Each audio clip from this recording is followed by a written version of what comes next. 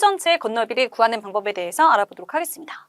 우리 지난 시간에 배웠던 회전체의 부피를 구하는 아이디어를 그대로 사용을 해볼 건데요. 회전체의 부피를 구할 때 주어진 회전체를 잘게 쪼갠 다음에 각각의 회전체의 부피의 합을 통해서 우리가 구하고자 하는 회전체 부피를 구했습니다. 자, 그 방법을 그대로 적용을 해보도록 할게요. fx가 이렇게 있습니다. fx가 얘가 되는 거고요. 이 fx a부터 b까지 x축 둘레로 회전시켰을 때 생기는 회전체가 얘가 되는 건데 이 회전체의 건널비를 이번에는 구하고 싶습니다. 자, 똑같은 아이디어로 a, b 사이에 있는 임의의 한 점 xi를 잡아보고요. 그 전에 있는 한 점 xi-1이 되겠죠. 자, 그런 다음에 일정한 간격으로 쪼갤 겁니다. 그 일정한 간격 델타 x라고 설정을 할 수 있습니다. 자, 그런 다음에 여기에서 여기부터 여기까지 이 길이를 표현을 먼저 하셔야 되는데요. 자, 여기 길이. 그림을 통해서 이런 모양이라는 걸 알 수 있겠죠. 여기가 pi-1이고 pi. 자, 이렇게 됩니다. 여기는 애는 델타 x가 되는 거고 여기는 그러면 델타 y라고 할 수 있겠네요. 자, 지금 여기에서 간격을 최대한 잘게 쪼갤 거잖아요. 그러니까 델타 x를 0으로 보내버린다라고 생각한다면 이 곡선이 직선으로 표현이 됩니다. 그래서 이런 모양이 될 테고 여기가 pi-1이고 여기가 pii가 되고 여기는 dx, dy라고 쓸 수 있겠죠? 여기 길이를 dl이라고 표현을 해보도록 합시다. 자, 그러면 dl은요. 직각삼각형의 빗변의 길이가 되는 거니까 dx의 제곱 더하기 dy의 제곱이라고 표현할 수 있고 자, 이 식을 살짝 변형시켜가지고 루트 안에서 dx의 제곱으로 묶어준다면 플러스 dx, dy 자, 이렇게 되겠죠. 그래서 1 플러스 dx 이렇게 남고 얘가 바깥으로 이렇게 나갈 수 있습니다. 그런 상태에서 우리가 알고 싶은 것은 이렇게 최대한 잘게 쪼갰을 때 생기는 이 하나의 띠의 넓이가 됩니다. 그러니까 여기인 거죠. 여기하고 여기. 옆으로 옮겨서 다시 한번 그려보면 자, 우리가 알고 싶은 것은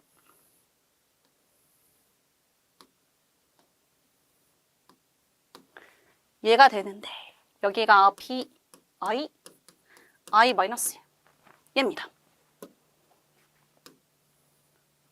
자, 이 띠 부분이 알고 싶다.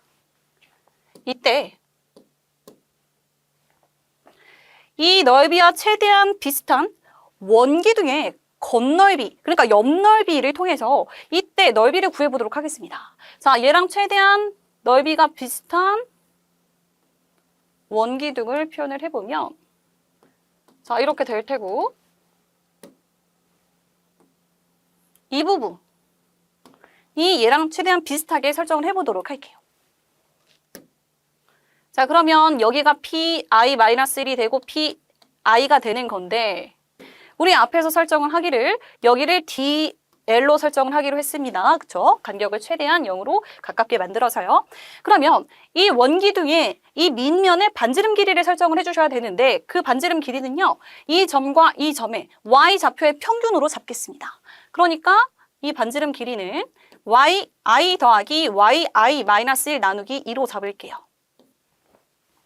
자, 따라서 이 원기둥의 옆넓이는 밑면의 둘레, 그러니까 2파이 곱하기 2분의 yi 더하기 yi-1 곱하기 높이 해주면 되니까 dl이라고 표현할 수 있겠죠. 자, 그런데 보세요. 지금 얘는요. 잘게 쪼갰을 때 이 한 조각의 이 둘레 넓이가 되는 겁니다. 이 하나의 띠의 넓이가 되는 거죠. 자, 얘를요. A부터 B까지 잘게 다 쪼갠 다음에 각각의 넓이를 구해가지고 다 더한 게 우리가 원하는 회전체의 총 넓이가 될 거예요. 자, 그러니까 얘를요. A부터 B까지 이 작업을 반복하셔야 됩니다. 그래서 N조각으로 쪼갰을 때 회전체의 건널비를 구해보면 얘를 A부터 B까지 다 합쳐주시면 되는 거겠죠. 그래서 시그마 i가 1일 때부터 n일 때까지 2분의 yi 더하기 yi 마이너스 1 dl 이라고 하면 되는데 지금 이 작업이요. 이렇게 두 개 간격 설정한 다음에 y값의 평균, y값의 평균, y값의 평균 이렇게 진행이 될 텐데 여기서 여기부터 여기까지 최대한 잘게 쪼갠 다음에 그 두 개 값들의 평균을 다 구하면 그냥 얘부터 얘까지 y값들과 다르지 않습니다. 그래서 여기는 얘를 그냥 yi라고 설정해도 괜찮겠죠. 자, 그런 다음에 이 n개 조각을요 최대한 많게 만들어야지 우리가 원하는 이 회전체 건널비로 수렴을 하게 됩니다. 자, 그래서 여기에다가 극한을 취해 주셔야 되는 거죠. 리미트 이렇게 되고 2파2 곱하기 yi 하고 곱하기 dl 얘가 되고 자, 따라서 인테그랄 a부터 b까지 2파이가 되고 얘 y가 되는 거고 dl 얘가 바로 회전체의 건널비 공식이라고 할 수 있습니다. 어떤 회전체의 건널비 공식이냐면 fx 그래프를 x축 둘레로 회전시켰을 때 생기는 회전체의 건널비라고 할 수 있는 거죠. 자, 그래서 얘가 sx가 된다 이렇게 표현을 해볼게요. 자, 그리고 여기 있는 dl을요. dl이 뭐였냐면 얘였습니다. 얘로 바꿔서 써보겠습니다. a부터 b까지 y가 되는 거고 루트 1 플러스 dy dx 제곱 dx 식을 구체적으로 써주면 이렇게 표현하면 되겠네요. 마찬가지 방법으로 y축 둘레로 회전시켰을 때 그때의 회전체 건널비를 구해보면 똑같은 원리에 의해서 만약에 y값의 범위가 자 얘가 c부터 d까지라고 한다면요. 여기가 x가 되는 것이고 그리고 dl이 되는 거니까 여기는 c부터 d까지 2파이 x가 되고 루트 자, 1 플러스 여기가 dx, dy가 되겠죠. 이 식을 통해서 건널비를 구할 수 있습니다. 그런데 잠깐 보세요. 여기에서 dl 자, 얘 범위, x의 범위 이렇게 나왔습니다. 얘를 dx로 표현했기 때문에 이렇게 x의 범위로 설정이 된 거죠. 그런데 이 식을요. dx의 제곱으로 묶지 말고 dy의 제곱으로 묶어주면 루트 1 플러스 dx, dy 제곱이 되고 여기가 dy로 빠지게 됩니다. 그러면 이런 길이가 있을 때 얘 뭐 a부터 b까지래요. 근데 y값의 범위로 나타내주면 c부터 d까지라고 생각을 해보도록 합시다.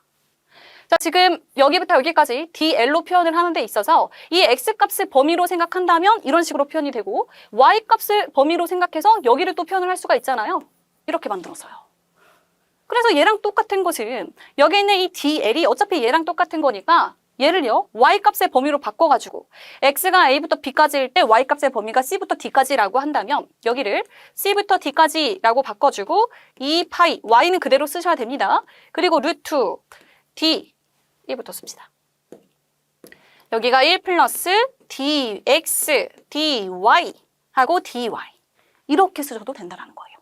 마찬가지 원리로 얘도 y값의 범위로 나타내져 있는데 이 y값의 범위일 때 x값의 범위가 a부터 b까지라고 한다면 여기를 a부터 b라고 써주시고 2파이고 x 그대로 두시고 루트 1 플러스 여기는 dy, dx가 돼야 되겠죠? 제곱하고 dx 이렇게 푼식과 결과는 똑같다라는 것을 알 수 있습니다. 다시 한번 주의해야 되는 것은 여기 안에 있는 이 부분은 변하지 않는다. 자, 이 부분은 변하지 않아야 됩니다. x축 둘레로 회전시켰을 때 y 얘로 적분을 하셔야 되고 그러니까 이때 y는 fx 형태가 되는 거겠지요. 그리고 y축 둘레로 회전시켰을 때 여기는 x가 돼야 된다. 얘 같은 경우에는 y에 대한 식으로 적분을 해가지고 최종 답을 결정하시면 됩니다.